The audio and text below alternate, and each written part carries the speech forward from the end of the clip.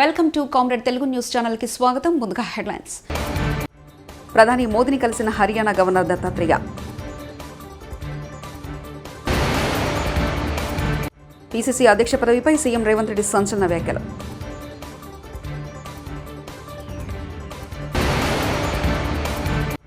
తెలంగాణ బొగ్గు గనుల వేలానికి పెట్టిన ఆ రెండు పార్టీలు కేటీఆర్.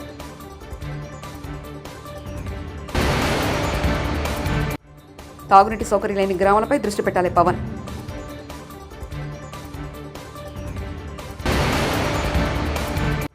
రామోజీరావుకు నివాళులర్పించిన చంద్రబాబు, పవన్ కళ్యాణ్. దేశం పురోగతి వైపు వెళ్తుందని రాష్ట్రపతి ద్రౌపది ముర్ము తెలిపారు. 18వ లోక్సభ తొలి సమావేశంలో ఆమె మొదటిసారి ప్రసంగించారు. లోక్సభ సమావేశంలో భాగంగా మొదటి 2 రోజులు ఎంపీల ప్రమాణ స్వీకారం చేయగా 3వ రోజు స్పీకర్ ఎన్నిక జరిగింది. 4వ రోజున ఇవాళ రాష్ట్రపతి ప్రసంగించారు. మొదటగా ఆమె కొత్తగా గెలిచిన ఎంపీలకు శుభాకాంక్షలు తెలిపారు. దేశ ప్రజల విశ్వాసం గెలిచి లోక్సభకు ఎన్నికయ్యారన్నారు. ప్రజల ఆకాంక్షలను ప్రతి సభ్యుడు నెరవేరుస్తారని ఆశిస్తున్నట్లు తెలిపారు. కార్పొరేట్ కార్యమంత్రి డాక్టర్ సుబ్రహ్మణ్యం జయశంకర్, విదేశ మంత్రి मनोहर लाल, హర్యానా గవర్నర్ బండారు దత్తాత్రేయ బుధవారం కుటుంబ సభ్యులతో కలిసి పార్లమెంట్ భవనంలో ప్రధాని మోదీతో సమావేశమయ్యారు. ప్రధానిగా 3వసారి బాధ్యతలు చేపట్టిన సందర్భంగా మొదటి జ్ఞాపికను అందజేసి శుభాకాంక్షలు తెలిపారు. ప్రధానిని కలిసిన వారిలో దత్తాత్రేయ సతీమణి వసంత, కుమార్తె విజయలక్ష్మి, అల్లుడు జిగ్నేష్, మనవరాలు జశోధర, వేదాంశులున్నారు. ఈ సందర్భంగా తన ముందు పాట పాడి అలరించిన దత్తాత్రేయ మనవరాలను ప్రధాని మోదీ అభినందించారు.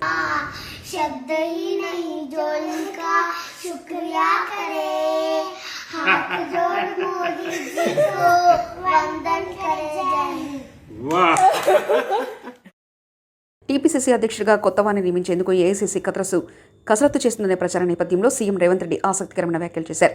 తన పీసీసీ అధ్యక్ష పదవీకాలం ముగిసిందని అన్నారు. పీసీసీ కొత్త అధ్యక్షుడిగా ఎవరిని నియమించినా వారితో కలిసి పనిచేస్తానని, అధ్యక్షుడి నియామకంపై తనకంటూ ప్రత్యేక చాయిస్ ఏమీ లేదని ఆయన స్పష్టం చేశారు. అధిష్టానం ఎవరిని నియమించినా వారితో కలిసి పనిచేయడమే తన బాధ్యత అని అన్నారు. తాను టీపీసీసీగా ఉన్న కాలంలో రాష్ట్రంలో పార్టీ అధికారంలోకి వచ్చిందని, పార్లమెంట్ ఎన్నికల్లో మంచి పనితీరు కనబర్చామని ఆయన ప్రస్తావించారు. అసెంబ్లీ ఎన్నికలకు మించి పార్లమెంట్ ఎన్నికల్లో కాంగ్రెస్ పార్టీకి ఓటింగ్ శాతం పెరిగిందని పేర్కొన్నారు. లోక్సభలో రాజదండాన్ని స్పీకర్ చైర్ పక్కన గోడకు అమర్చడంపై ప్రతిపక్షాలు విమర్శలు చేస్తున్నాయి.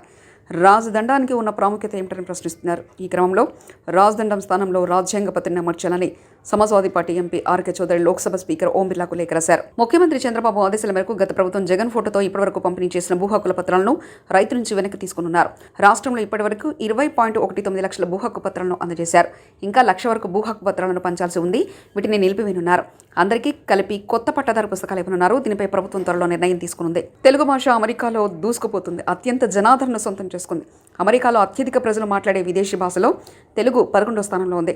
అమెరికాలో అత్యధికులు మాట్లాడే భాషలో నంబర్ 1 స్థానంలో హిందీ, నంబర్ 2 స్థానంలో గుజరాతీ, నంబర్ 3 స్థానంలో తెలుగు ఉంది.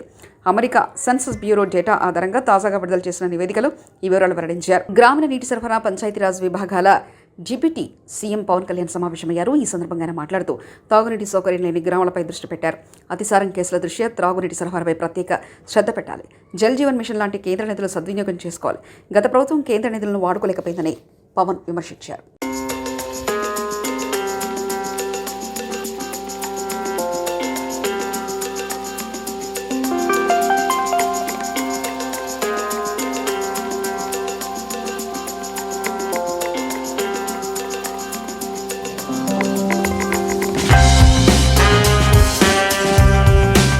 పోలీసులు పిన్నెల్లి రామకృష్ణారెడ్డి గారిని అరెస్ట్ చేసి తీసుకెళ్లే సమయంలో టీడీపీ కార్యకర్తలు అక్కడ ఏం పని, అంతకుముందు పోలీసులు ఉన్నా సరే నిలవరించకుండా టీడీపీ కార్యకర్త శివను పిన్నెల్లికి సమీపంగా ఎందుకు రానిచ్చారు? అక్కడికి వచ్చి రెచ్చగొట్టడానికి శివ ఎందుకు ప్రయత్నించాడు? దాన్ని పోలీసులు ఎందుకు నిలవరించలేదు?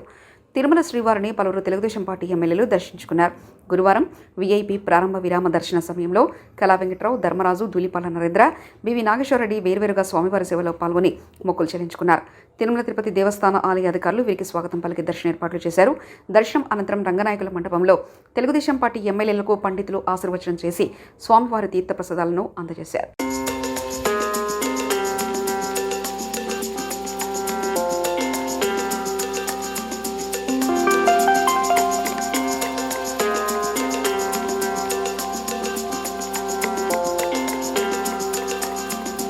రామోజీ గ్రూప్ సంస్థల చైర్మన్, పద్మవిభూషణ్ అవార్డు గ్రహీత దివంగత రామోజీరావు సంస్కరణ సభ ఆంధ్రప్రదేశ్లోని కానూరులో జరుగుతుంది. ఈ మేరకు ఆంధ్రప్రదేశ్ ప్రభుత్వం ప్రతిష్టాత్మకంగా ఏర్పాటు చేసింది. ఈ సభకు AP CM Chandrababu, deputy CM Pawan కళ్యాణ్తో సహా పలువురు సినీ రాజకీయ ప్రముఖులు హాజరయ్యారు. రామోజీరావు చిత్రపటానికి వారంతా పుష్పాంజలి ఘటించి నివాళులర్పించారు. అంతకుముందు రామోజీరావు కుటుంబ సభ్యులను చంద్రబాబు, పవన్ కళ్యాణ్ ఆత్మీయంగా పలకరించారు.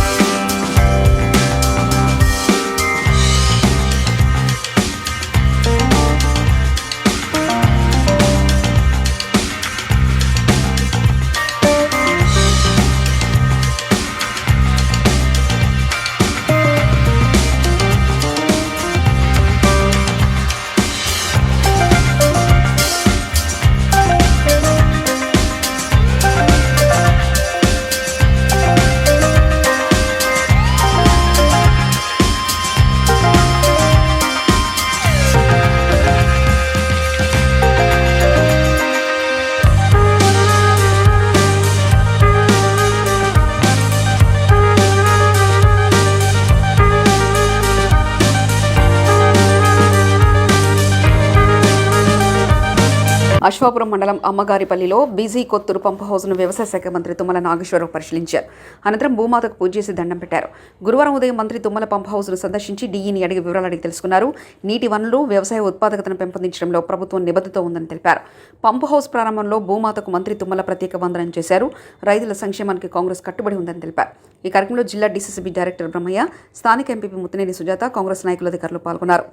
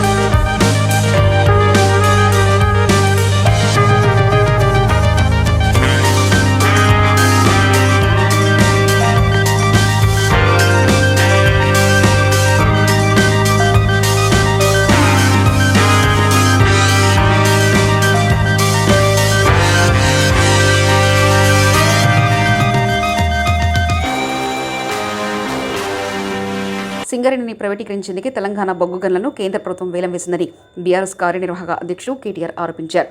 గురువారం తెలంగాణ భవన్లో సింగరేణి ప్రాంతానికి చెందిన మాజీ ఎమ్మెల్యేలు, బీఆర్ఎస్ పార్టీ శ్రేణులతో పాటు బొగ్గుగని కార్మిక సంఘ నాయకులతో కేటీఆర్ సమావేశమయ్యారు. ఈ సందర్భంగా కేటీఆర్ మాట్లాడుతూ మోదీ ప్రభుత్వంలో సీఎం రేవంత్ రెడ్డి కుమ్మక్కై బీజేపీకి అనుకూలంగా వ్యవహరిస్తున్నారని మండిపడ్డారు. అందుకే సింగరేణికి బొగ్గు గనులు కేటాయించకుండా నష్టాల్లో నెట్టే ప్రయత్నం చేస్తున్నారన్నారు. ఆ తర్వాత సింగరేణి నష్టాల్లో ఉందంటూ పెట్టుబడుల ఉపశమనం కోసం రంగం సిద్ధం చేస్తున్నారని విమర్శించారు.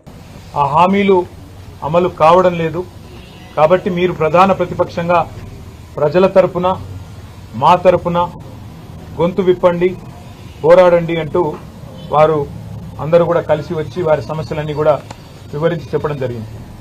ప్రధానంగా వారు ఈరోజు లేవనెత్తిన అంశాల్లో కాంగ్రెస్ పార్టీ ఆనాడు ప్రతిపక్షంలో ఉన్నప్పుడు వార్షిక జాబ్ క్యాలెండర్ విడుదల చేస్తాము, ఒక పద్ధతి ప్రకారం రిక్రూట్మెంట్ చేస్తాము, ఏ నోటిఫికేషన్ ఏ రోజు వస్తుందో ముందే తారీఖుతో సహా తేదీతో సహా ప్రకటిస్తున్నామని చెప్పి పెద్ద ఎత్తున ఆనాడు పత్రికల్లోనే జాబ్ క్యాలెండర్ పేరిట అడ్వర్టైజ్మెంట్లు రిలీజ్ చేయడం జరిగింది.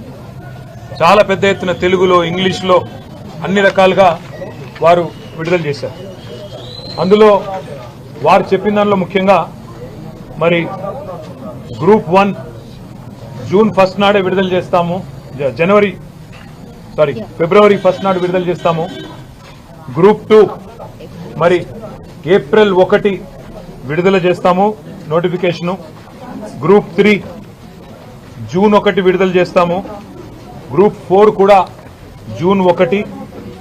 Assistant executive, assistant engineer, PR, R&B, RWS, అదేవిధంగా పబ్లిక్ హెల్త్ డిపార్ట్మెంట్ ఇవన్నీ కూడా మే 1 నాడు విడుదల చేస్తాము.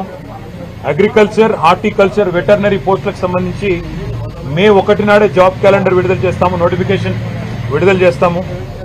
Assistant motor vehicle inspectors, town planning officers, agriculture extension officers ఇవన్నింటికి సంబంధించి జూన్ 1 నాడు విడుదల చేస్తాము. Transport constables, excise constables, police constables సంబంధించి మార్చి 1 నాడు విడుదల చేస్తాము. జూనియర్ లెక్చరర్లు, పాలిటెక్నిక్ లెక్చరర్లు, డిగ్రీ కాలేజ్ లెక్చరర్లు, అసిస్టెంట్ ప్రొఫెసర్లు, ఫిజికల్ డైరెక్టర్లు వీటికి సంబంధించి ఏప్రిల్ 1కి విడుదల చేస్తాము. ఉపాధ్యాయులకు సంబంధించి ఇట్లా డిఎస్సి, మెగా డిఎస్సి విడుదల చేస్తాము. అదేవిధంగా విలేజ్ రెవెన్యూ ఆఫీసర్స్, జీపీ సెక్రటరీలు, మండల స్థాయి సాంకేతిక సిబ్బందికి 1 జూన్ నాడు విడుదల చేస్తామని చెప్పి దాదాపు 10 నోటిఫికేషన్లు ఏవైతే ఇప్పటికే ఇవ్వాల్సి ఉండెనో అవి ఇవ్వకుండా ఇచ్చిన మాటలు నీటి మూటలు అని తేల్చేసిన వైనం మన కళ్ళ ముంగట కనబడతా ఉన్నది. అదేవిధంగా గ్రూప్ 2, గ్రూప్ 3 ఈ రెండింటికి సంబంధించి స్వయంగా ఈరోజు ముఖ్యమంత్రిగా ఉన్న రేవంత్ రెడ్డి గారు గ్రూప్ 2లో 2000 ఉద్యోగాలు పెంచుతాము, గ్రూప్ 3లో కూడా వేలాదిగా ఉద్యోగాలు పెంచుతాము. కేసీఆర్ గారు చేయలేదు, కేవలం 783 పోస్టులే పిలిచినాడు, నేను 2000 చేస్తానని చెప్పి రేవంత్ రెడ్డి గారు చెప్పారు. గ్రూప్ 3లో కూడా వేలాదిగా ఉద్యోగాల సంఖ్య పెంచుతా అన్నారు, ఏ ఒక్క మాట కూడా నిలుపుకోలేదు. అదేవిధంగా మెగా డిఎస్సీ అన్నారు, మొదటి కేబినెట్ లోనే మెగా డిఎస్సీ ప్రకటిస్తామన్నారు. మరి ఇప్పటిదాకా ఈ ప్రభుత్వం వచ్చిన తర్వాత, కాంగ్రెస్ ప్రభుత్వం వచ్చిన తర్వాత 2 పనులు చేసినారు. కేసీఆర్ గారి ప్రభుత్వంలో ఇచ్చిన గ్రూప్ 1 నోటిఫికేషన్ రద్దు చేసి తిరిగి 60 పోస్టులు యాడ్ చేసి కొత్తగా రీనోటిఫై చేసినారు. మెగా డిఎస్సీ అన్నారు, దగా డిఎస్సీ చేసినారు. కేసీఆర్ గారు 5000 ఉద్యోగాలతో డిఎస్సీ ప్రకటిస్తే దాన్ని రద్దు చేసి ఇంకొక 5000 మాత్రమే కలిపి ఇవాళ రెండోసారి మళ్ళీ డిఎస్సీ అని మోసం చేసే ప్రయత్నం చేస్తా ఉన్నారు. ఇవాళ భారత రాష్ట్ర సమితి తరఫున అదేవిధంగా ఇవాళ మమ్మల్ని కలిసిన ప్రధాని మోదీని కలిసిన హర్యానా గవర్నర్ దత్తాత్రేయ పీసీసీ అధ్యక్ష పదవిపై సీఎం రేవంత్ రెడ్డి సంచలన వ్యాఖ్యలు.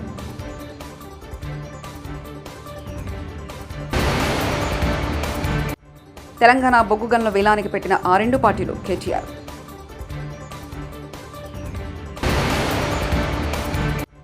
తాగునీటి సౌకర్యం లేని గ్రామాలపై దృష్టి పెట్టాలి పవన్.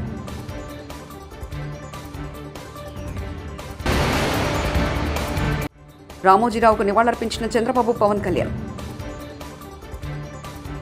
ఇవి బులెటిన్ విశేషాలు. చూస్తూనే ఉండండి కామ్రేడ్ తెలుగు న్యూస్ ఛానల్ ప్రతినిధి ఒంటేరు రమేష్ చంద్ర పరకాల.